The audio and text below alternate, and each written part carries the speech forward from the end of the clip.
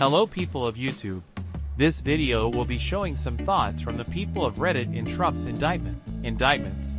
Liberals love it. Conservatives think it's bullshit. End of thread. I've got a possible unpopular opinion on this one.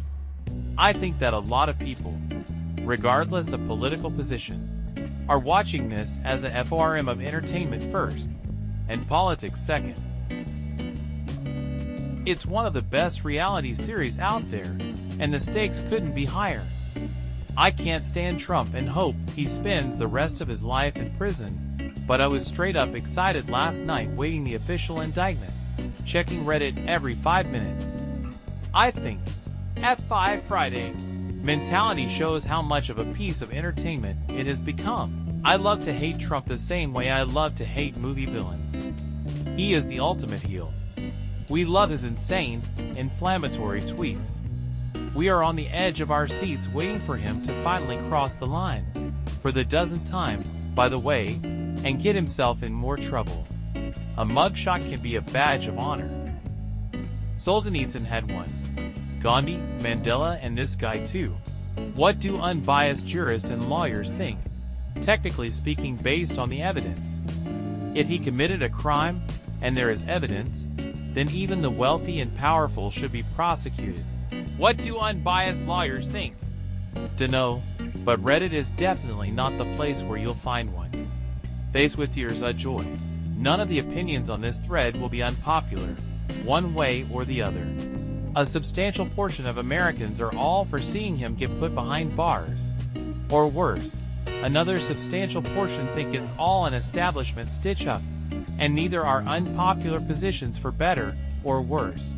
A real unpopular opinion would be I don't care what happens to him. If a Democrat commits a crime, they should be held accountable.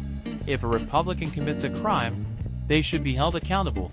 If any person from any other political party commits a crime, they should be held accountable. This person replied, they already tried going after Hillary.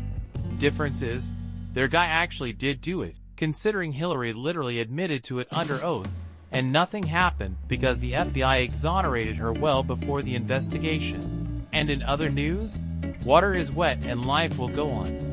And libertarians/centrists will forever be caught in the crossfire of both sides. It takes a tremendous amount of willpower to not slap family or friends when they say, I'm tired of politics, especially when some of them don't actually have the privileges that would allow them to ignore politics. Disabled elderly family member who cannot miss a single prescription because she will die of not being able to breathe without her meds, acting like blindly voting for people who are trying to take her Medicare and Social Security away from her is easier than just barely paying attention and trying to support the party that will try to keep her breathing. I swear one day I'm going to roll a nat one on my will save and lose it on her. She's my mother-in-law, so honestly it is my spouse's place to say something. Media companies understand that he generates massive click revenue, even by people who hate him. And he knows it too. Which is why there are so many grifters following in his footsteps trying to grab his audience. Every time there's a hate piece on Trump, MTG, etc. The best and easiest thing we could do is ignore it and stop clicking. But we can't fucking help ourselves but consume that garbage. I can help myself. I just don't give a crap about politics and don't click any of it. LOL, was Trump really that bad? I found him a pretty good president, zany face. You are kidding, right? Biggest mistake in American history was electing that traitor. Love me some Trump. But his fans are mostly sycophants who needed to die harder during COVID. But I still want Trump to beat the equally corrupt Biden. I just want to see him win the election while in prison. Huge morale blow to the other guy. That people would rather vote for a literal crook than a Democrat. They showed that in 2016, and 74 million votes, when he shouldn't have gotten 74. America has gone stupid. More like he's a businessman. He has lawyers who have expertly exploited many legal loopholes over the years, which is legal. There's no evidence conclusively showing any wrongdoing despite every effort to manufacture it, and all we have are flimsy indictments backed by hearsay, unsubstantiated claims, and perjurers. Tweeting by a president is not a crime. Questioning an election is not a crime. Asking for legal advice from attorneys is not a crime. Asking the VP to do what has been done several times, and is 100% constitutional, is not a crime.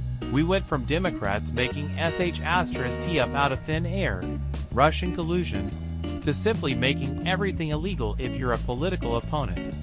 Like Trump or not, this is not how a justice system should operate. LOL.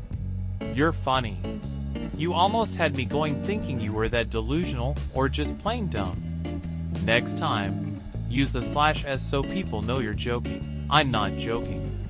Can you show me in the actual indictments which crime Trump has committed?